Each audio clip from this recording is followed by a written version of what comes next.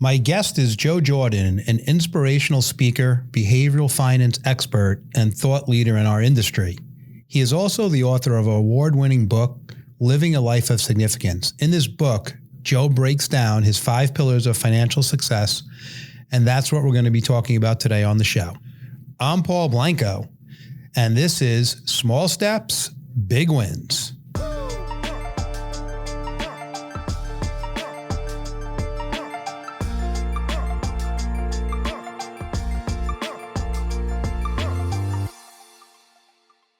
All right, so welcome to the shows, guys. I have Joe Jordan with me here, who not only is a legend in this industry, but a close friend of mine that I've known, Jesus, Joe, almost probably 30 years. At least, yeah. Right? Yeah. And watching you and where you're going from you wearing an umbrella hat to teach tax deferral on annuities to now traveling the world and impacting people's lives. And, you know, it's a pleasure to have you here. And thank you for being with us today, Joe. My pleasure. And it's great to be with you, Paul. We do go back that far, and it's been pretty amazing watching your growth and how you were able to do that. And I think you stuck to the fundamentals and the basics of the business and have really grown. And now you are an industry giant. People refer to you and the agency that you've built and the lives that you've changed, both from a standpoint of the impact on the producers, but more importantly on the clients that they meet. Thanks. And, you know, it's interesting, Joe, that as I think about my role, and I'll get into your life of significance in a second, but I started as an advisor and I was impacting lives. And then I take this role to be the CEO leader of the firm. And I say, now I get to impact 2 lives, right? The advisors and the associates, and then they carry my message out there to all the clients, just like what you're doing is very similar. So let's start there. You have these 4 pillars of living a life of significance. Can you give me some background on that and where it came from and what it is, and go for it? Well, as you know from my background, when I first got to MetLife, because that's where we were, I had the challenge of getting life insurance people to do investments, and people thought that couldn't happen, right? Having been a life agent first before I went to Payne Weber, I had that advantage. So I had to change culture, and that's really what it was all about. So I was very product oriented, and we were very successful in terms of making that transition. Product designs we did were there, but we're amenable. Insurance people are income gatherers, not asset gatherers, and that's a fundamental thing I knew, and so that's how we changed it. So I was very product oriented through the beginning of my career at MetLife, and that was good. I went through a kind of a catharsis and a change, and one of the things I felt, having had the experience of being a life agent, ran insurance sales at Payne Weber, and then MetLife, I had a unique observation of financial services as a whole. And a lot of people haven't had that. They used to tend to stay in their thing. And I began to feel that we were losing our purpose and our meaning. And I thought that was important to bring across. The biggest expense we have is the failure rate that are overall in the industry, because people just can't take rejection. So I said, people really have to be inspired in this thing. They got to understand that there's a purpose and something beyond just making money. It's got to be bigger than that. So that's where I wrote this book, Living a Life of Significance. And so what I really wanted to portray, because I don't think it was being done, and I still don't think it's done enough justice, is to really get off of, well, it's good, there's enough people who can hawk product and talk about how much money you can make and all of this stuff and great product stuff. There's not enough people saying, what's the impact you're having on others? What's the thing to do? So the 4 pillars are really built on the idea. I ask anybody, I get in front of people and I say, who here wants to live a significant life? Everybody puts their hands up. So I really wanted to get into the fundamentals and basics of it. And so the 4 pillars are belonging, purpose, storytelling, and transcendence. And belonging, one of the things that's, with the rise of social media, there's a lot of stuff going on outside of our business. And I think sometimes we don't see that, okay? So you had the rise of social media, okay? You had the secularization of society, decline of family values, and people have. So what's happened is people have never felt more isolated and alone. And this is going on beyond the pandemic, which only exacerbated all of it. I was going to say that. Yeah. So Yale did a study and found out that people have never felt more isolated and alone. And the more they use Facebook, the worse they feel, because nobody posts the truth in this thing, so it's there. So I thought that was there.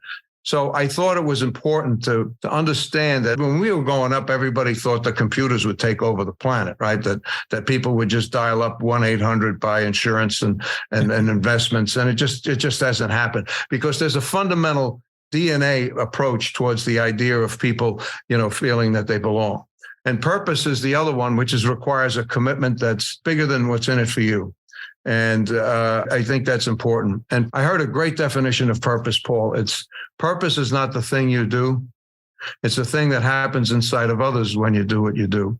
And we tend to be so self-centered that we don't get that we're a communal species. And that's something that's really important, which is the idea of real purpose is when you do something for someone else. And we don't talk about that. And I think that's important. The third one is storytelling, and all wisdom comes from specific human experiences. And we've lost that too, because look, the business is not a story in numbers, it's the number of stories. And we have to begin to recapture that, to bring that in, to humanize it, because people really don't care about, the numbers and what have you. And transcendence is just that out-of-body experience you get when you do something that's really worthwhile. And we are in a position to do something really worthwhile for people and to make certain that they have independence and dignity when they retire. And if something happens to their family, that is taken care of. So that was essentially my thrust. And later on, I'll get to the point was I was focusing on advisors. Maybe because I'm slow, I didn't figure it out that that's what clients want. One of the astronauts said it best. He said, everyone has this idyllic view of what retirement's going to be. And one of the astronauts said it best. He said, if you think going to the moon is hard, try staying home. So I think we have this whole new vista that's coming up with our business in terms of what we would do. I would say one of the think tanks came out and said in 10 years, people in our business will be more centered on less the numbers and more of a life coach. People really they think it's going to be great. 6 months of golf, they're ready to put a gun in their mouth, not everybody, but a lot of people. Yeah. So I think that's another advantage that we have. I agree. And Joe, think about it. There's been a shift from when you opened up about how you wanted insurance people to go out and gather assets, right? Right. Well, today, people are gathering so many assets and they sometimes forget about their purpose on the insurance side. So your life of significance goes both ways. I think that's huge. And I do think that what you said about retirement being just a number and people not needing to know the number, they just need to know what they're going to have in retirement so that they can live that life that they want to live. That's right. But they have to figure out what that life is first. And, there's a great coaching book comes in. Right. It's by Gary Sirak, Sirak. He's a GA and Guardian in Ohio. And essentially the book is some people who are very well financially off, if they don't have a plan in terms of what they're going to do. And again, part of that plan is the idea of doing something for others. Some of the people who are very well financially off were very, discombobulated, and if people have, this is important, if people have a profound sense of isolation or they're not doing something valuable, they've done research and found out that's equivalent to smoking 15 cigarettes a day. Because what begins to happen is their health declines and they die. So I really think that we are the best in position to make some of that stuff happen. So that's why I'm really stoked and excited about the business and to balance it out. Well, I was going to go to asking about seeing advisors getting in front of clients, but before we go there, Let's stay where you just were, Joe. You talked about how inspired you are, but how important it is for financial advisors to be inspired each day. Well, I think that's crucial, and I do think that beyond just reading about the math and the stuff, is to expose yourself to stories in terms of the impact that you have on people. Try to find those. I know the Life Foundation, yes, yeah, they do a lot of that stuff. I think you have to do that. I think that has to be part of in terms of what you do. Because we get so layered in terms of this left brain analytic, and that doesn't connect with people. It's the other side. So I think, we have to bring that together. That's especially important when producers feel a little down or that things aren't going their way. And I agree, Joe. And I think our industry by and large, because it's so complicated, right? There used to be just the insurance companies and the wirehouses. Now there's RIAs, there's PNC, there's BGAs, there's FMOs. And I think the emotional side of the business has kind of got lost in the shuffle of how we're distributing products today. Yeah. And it's just a good mental check for me, even when you said that, to make sure I keep more of that. Our mission at Barnum is to impact as many lives as possible. But I probably don't say that enough and tie the stories to it. So thank you for that. That's really important. So let me go back again. One of the things you did that I think was probably influential to me, and I grew up in the world of you're only as good as the amount of people you see. And when you think of the financial advisor business, you could have all the credentials and be the sharpest and best at meeting with clients and be a great coach. But if you don't see people, you're basically out of the business. Yeah. So talk about, I know you do a lot of coaching on that and speaking about it, but talk about that. Well, here's the bottom line. Okay. The business is built on two pillars: prospecting and everything else. and that's not a joke. It's real. The fact of the matter is, people go on trips or you have these meetings. Why? Because you're good looking? No, it's because you're in front. They assume, or you assume, they're in front of people on a favorable basis. And it's the most difficult part of the business. It's the most gut wrenching part of the business. And it's something that has always been with us. So what I did at Met first started, and bear in mind, I didn't think this all through. This didn't, I know the plan, Again, being more product oriented, one of the things that I did, and people would know this, is I knew that some of the product, this is after I was out of the annuity area, I knew some of the products that we were coming out with were unsustainable or would be problematic or not profitable, because we were giving away the store. We had lifetime income with a 50 basis point charge. So what I did was, I came up with this idea of trying to get people in front of people on a favorable basis, but again, focused on the product side. So you remember when we came out with the legislative birth date stuff. So it was all of MetLife clientele, which was millions. And we focused in on people turning 59 and a half, 62 and 70. The real focus was 62. I wanted to get immediate annuity sales up on. I wanted to make certain that happened. And so what we did was every client that turns 59 and a half, you can take money out. 62, should you take Social Security now or later? And 70, you got to take it out. We were sending these letters out. So the idea was, and again, we didn't have the technology we had now, but the idea was is you could get someone brand new in the business and they could learn that talk at age 62 and get in front of people, on a more favorable basis. And so you're also talking to a cohort that have a common issue. So, when someone new comes in and, the different ages and what they're going to do, this was a focused approach to get people in front of people on a favorable basis. So we did that. And, you were very much enamored in terms of taking control of that. And I'll talk a little bit later about how you've been taking it to the next level. But the whole idea was simply that. And I was trying from a product perspective to make certain we could take pressure off the variable annuities at the time we were selling, because I didn't think they were priced right towards a mortality-based product. And that's what happens with Social Security, right? The older you get, the more it pays. How does that happen? Is it magic? Well, the actuaries know how many people will die in a day, so they can pay everybody more. And, it goes down. So I was trying to get that concept across. And this was, Paul, this was 2005. Everyone was telling me I was crazy. You take Social Security the minute you get it because it's going away, all of this stuff that was there. No one knew it. So I was also trying to train and change, behavior. So again, product orientation.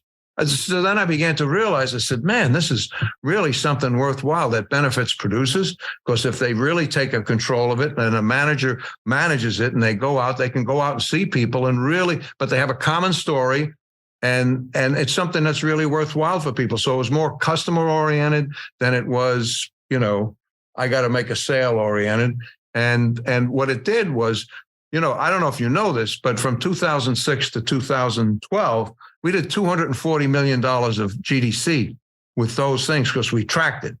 Coming up with ideas is meaningless if you don't track it. And so someone says, yeah, but that wasn't all incremental. They were seeing the patient clients anyway. Okay, I'll take half, So, and then people said, well, then they don't know how to ask for referrals. I'm like, well, then we own them, So, but anyway, so that's one of the things that we did. And so I think you've taken it to the higher level, because also we were operating on the approach towards dealing with institutional. MetLife had a big institutional business, and they also had this retail outlet. And, the institutional people, were unaccustomed to talking to individuals. And we had these people who could. Of course, it gets a little gnarly when, our people didn't quite know how to deal in a third party setting, so it was like assume the position, so there were always these kind of conflicts. But we finally, started to get over those. So it's just another form of prospecting that happens, that we get into XYZ company, all have the same benefits. They're either being laid off or they're going to retire. And we did seminars and stuff like that. It's the whole idea of feeding so that the newbies can start to learn the business. But not only that, even people who've been in the business for a long time to re-energize and see a pool of people that have a similar issue that's there. And you brought it to another level, because when MetLife, dispatched, the career agency, you stuck with Met, and now you own that franchise, accommodating the institutional clients of MetLife. That's the deal. Okay. I mean, to me, that's it. It's the idea of getting people in front of people on a favorable basis. And then I love what you said. You took it even further, right? You said getting them in front of them on a favorable basis, but then having a common theme, right, which makes you get better and better as a specialist. Right. And I think that is a differentiator. But guys, let's just pause for 1 second here and say, Joe made 3 points that are so critical right now. 1, living a life of significance and having a purpose and impacting people, seeing people to keep you in the business and getting good at your craft, and then making it repeatable and specializing in something, if it's retirement planning or people that are at a similar company. So those are 3 things that if you're listening right now, make sure you take a time to write those down, because those sound simple, but they're game changers. All right. So Joe, if you're a young advisor today, or you're a veteran advisor, there's internal pressures and there's external forces coming at them every day. What do you think about that? Well, I mean, that's one of the things that helps to complicate the business. There's a lot of the compliance aspect that comes into it. I think the compliance people are well-meaning, but they really don't know the business. And also there's sometimes a premise that everyone in the business is a crook. Some people feel that way, so you just have to deal with that. I think you have to put in your heart that you're doing something that's really worthwhile for people. And I don't know another profession that can protect their loved ones and give people independence and dignity. And then ultimately, because we all go, right, is the idea of, a legacy. We do that. And I don't think we talk enough about it. And so I think that's the idea of trying to bring into your mind the higher plane that you deal with. And, to some extent, I run into conflict with the industry because they all want the latest sales idea, what have you. Well, if you're not motivated or inspired, if inspired is the better word, I don't know how you would do that. Why would you subject yourself to the rejection or what have you? And that's where I think what you've done is, for people who don't know, I mean, Paul has put together an agreement with MetLife and they go out and accommodate. Now it's even better because you can do stuff virtually. I mean, before it was, driving to the factory in Connecticut somewhere or what have you. Now you can do it virtually and what the people have, and they can go from there. So that helps to solve a major problem. But I do think there's a major deficit in terms of our culture, the culture of financial services, to deal on the human storytelling approach and to then recognize and spend a lot of time seeing the impact of our work on others. And I agree. And no matter, there's always going to be external forces that have that. But if you have that in the back of your mind, you'll always get great strength to continue to carry on and do what you do to help people get to that thing. So you talk about life being a marathon. Mm-hmm. What do you mean by that? Well, anything that's worthwhile is going to, and our culture doesn't do that. We're always thinking about, being satisfied every minute. And so doing something worthwhile. I mean, I saw a quote from, what's his name? The guy who was the 4-star general at and he recently died. His name's escaping me. He said, there's no other way to succeed than to do planning, execute, and then learn from mistakes. So, if you have no mistakes or you have no negativity, you don't really grow. When you lift weights, about that, and when you lift weights, you tear the muscle down and then it comes back. And so I'm not trying to be Pollyannic about the business because it's very difficult and tough. But I do think that it's over time, because then what happens is you get older and then you realize as you succeed, you've made a lot more money. You have more flexibility in your lifestyle. You can do more things than other people can't do. And that really comes from a marathon type of approach. It's very difficult going through those things, but I think. Well, it's interesting, Joe, because as you grow in our industry, I'm in my 33rd year now. When you think of failing, I failed so many times, but what I do is now I learn to fail faster so that I can grow quicker. And you know when to cut your ties and to move on quicker. So I've heard you talk on another note. I've heard you talk about a fraternal organization like the Knights of Columbus. Right.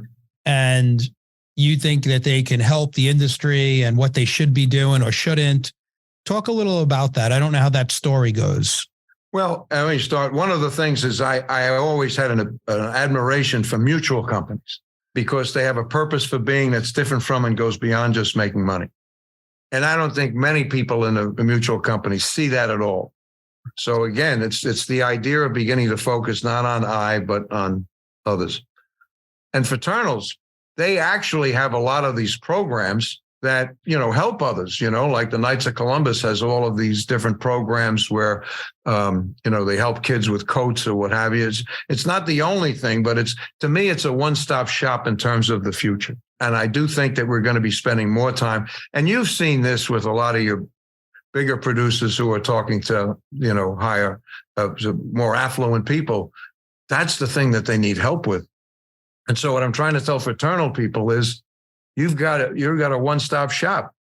Merrill Lynch doesn't have, Tots for Kids or all of these different types of programs. So they've brought them together. So it's kind of the idea that they have a value proposition that seems to be more in line with where the future of the business is. I did Advisor Group. An Advisor Group is that huge group. It used to be part of AIG. Yep. And Bob never wanted to give it up. That's Bob Ben-Moshe, by the way, for people who aren't tuned in, because he was our CEO and then became CEO of AIG. And he got up and said, I was proud of all of you guys because you acted more like life coaches than financial people. So you begin to see that's starting to happen. Which is a major so shift. That was the thing that was there. So if I had to look at organizations that have a financial edge, it's those that think more about others. That profit isn't the only thing that you look towards, and that's where I think a mutual company is. And that fraternals have all of these programs, for example, there's another one, which is the Catholic Order of Foresters. They have a policy that if you buy it, automatically 5% of the death proceeds go to a Catholic charity if you elect it. It doesn't affect the face amount, but, just think about that. And then they have other programs that help that if you gave money to the local library, they match it. makes you feel good, right? And those are the types of things. So those things I'd see more, and so that's what I try to tell fraternals, and that's what I do. That's great, Joe. Let's shift gears a little bit. So we made a shift in our industry from talking about a pile of money that you needed, to really income, right? And when you think of our aging population right now, right, and people outliving their retirement income, right, what's your thought on that? And then they're having less children too. Well, to me, the major issue humanity faces, it isn't global warming. It's the aging population of the world. I mean, I don't know, maybe it'll start getting cold again. Who knows? But this thing you definitively know is going to be there. I mean, by 2050, there'll be 2 billion people on the planet over the age of 60. All right. China will get old before it gets rich. They have 30 million bachelors, because what they did is they restricted the one-child policy, and then all of a sudden their demographics is falling like a rock. And the only place where population growth is happening is in Africa. And people aren't bad, almost to some extent. A lot of these people, say, there's too many people. No, there's not too many people. There's not enough people. And the guy who really puts that forward is who's the guy with the electric cars? That's what happens when you turn 71. You can't remember. Elon Musk. Yeah, Elon Musk. That's what he said. He said, unless we're going to have more children, because what happens is you got this shrinking base of kids, you got this massive growth of older people, and we're going to be spending all of our time focusing on taking care of them. Japan is building robots to take care of elders. It's a fundamental change. On top of that, you see the UK right now, their medical system is beginning to collapse. And that's a major issue. See what's going on in France? Okay. They're taking the retirement age from 62 to 64. You think they're burning the place down. So these are the challenges that we have to face. And we're the people who can do that, who can change it, because we shift from the idea of accumulating money towards the idea of spending the money and not running out of it. And then, we ran into all of the criticism, again, very math oriented, stuff saying, these products are very complicated, and there's not a lot of liquidity.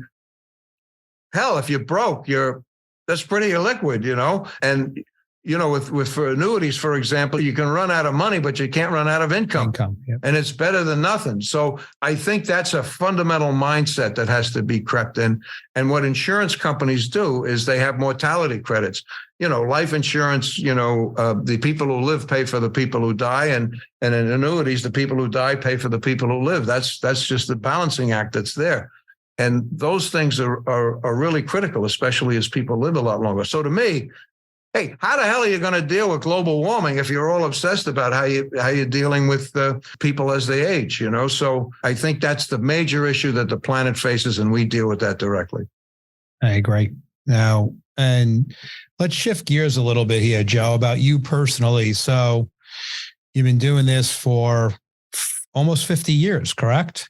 Yeah, 48 years, 49 years, 49 years in the industry. I would say that you have as much or more energy than you ever had. Mm-hmm. I know that you're traveling, you have this message, you're definitely living a life of significance yourself. Thank you for that. This industry needs more Joe Jordans. Mm-hmm. But tell me, after all these years, what's motivating you? What's inspiring you? Give it to me.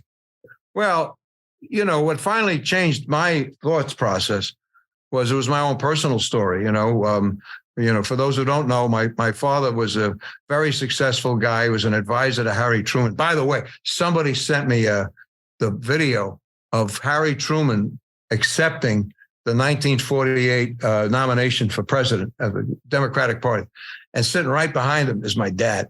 Oh, wow. He's like on 6 phone books. I don't know, because he was bigger than everybody, and he was like goofing. And I never saw him in action, because he was killed when I was 6 months old in a car accident. So what happened to me, what finally happened, I was 54 years old when this happened. The catharsis that I had was, my mother had four kids. her idea of what the future was going to be was radically different than what had happened. And what my father did was he actually cashed in $100,000 New York life policy 6 months before he was killed in a car accident to buy an apartment building. And I finally came to the real, you know what $100,000 was in 1952? I mean, you could buy a kick-ass house for $8,000. You'd probably sell it for $250,000. Our lives would have been radically different. That was the thing that really got to me. And then I began to think along those lines, because before I never did, because I didn't know him, and I didn't know I was poor. You know what I mean? You grow up and it's there. So that was the thing that changed me. And then I tell you, I had a recent event. I was at MDRT, and there's a guy named Fred. I can't remember Fred's name for some reason, but that's all right. It doesn't matter. I call that sometimers. Yeah, sometimes. Yeah, he had that stupid hat on because he was a volunteer, so they wear the hats, so they know that. So anyway, I asked him about, because he's from Beirut, and Geraldine and I and a few other people support a Catholic priest who is a vascular surgeon, and he works in Beirut. So talk about a significant life, right? Imagine what this guy, So anyway, I learned from him there was, I don't know if you know this, in 2020, there was a massive explosion in Beirut. It was a fertilizer in a warehouse that blew up. This wasn't just an explosion. This took part of the city out. And I asked Fred if he was hurt, because the priest was operating. Both his nurses were killed. The patient was killed, and they dug him out of the rubble, 2 days later. So I asked Fred Bellman, that's his name. Okay. I asked Fred, I said, Fred, were you affected by the explosion? He said, no, but one of my clients dove in front of his wife, and a shard of glass took his throat out, and he was bleeding to death. And you know what the guy's last words were? Talk to Fred. He'll take care of you. Oh, think about that, okay? Talk to Fred. He'll take care of the last words that this guy said. So where else do you have that? And I think it's crucial for people to, you got to learn the stuff, and you got to know, and you have to have skills and all that other stuff. But what a life event that is. That someone on the planet, the last words was talking about something you did to take care of his family. And so that's a more recent one that just happened. That just absolutely blew my mind. Yeah. And when you come in the business at 22 and you talk about stories like that, you start saying, oh my God, like I'm going to be telling these stories and helping these people. But then once you get past that, you are where you are. And Joe Jordan, I can't thank you enough for all you've done for me, all the people that I've come across in this industry that you've touched. I can't thank you enough for everything. And you just continue to give. You continue to get better, and your experience that you're sharing, I hope that someday I can do something very similar to what you're doing and impact so many lives. And your dad, I know you never met him. You were 6 months old, but he's looking down, really proud of you, Joe Jordan. So thank you again for everything. And thanks for being on the show. And make sure you guys grab Joe's book. If you haven't read it yet, I have a bunch of advisors that go back and read it all the time, Joe. And I look forward to seeing you in a few weeks here at Barnum to speak to all our people. Well, thank you very much. And you've done a fabulous job in terms of what you've done, the organization you've built, and the multiples of people that you've affected. I mean, it's just simply amazing. Thank you. And like you, I'm still having a blast. So it's easy. It's not work when you're having fun like this and impacting lives. Well, Joe, make sure you say hello to everybody at home. And thanks again for being on the show. Talk to you soon. All opinions expressed by the program participants are solely their current opinions and do not reflect the opinions their respective parent companies or affiliates or the companies with which the program participants are affiliated. Investments or strategies mentioned in this program may not be suitable for you, and you should make your own independent decision regarding them. This material does not take into account your particular investment objectives, financial situation, or needs, and is not intended as recommendations appropriate for you. You should strongly consider seeking advice from your own investment advisor. Securities and investment advisory services offered through qualified registered representatives of MML Investor Services, LLC. Member SIPC, 6 Corporate Drive, Shelton, Connecticut, 06484. Telephone number 203-513-6000.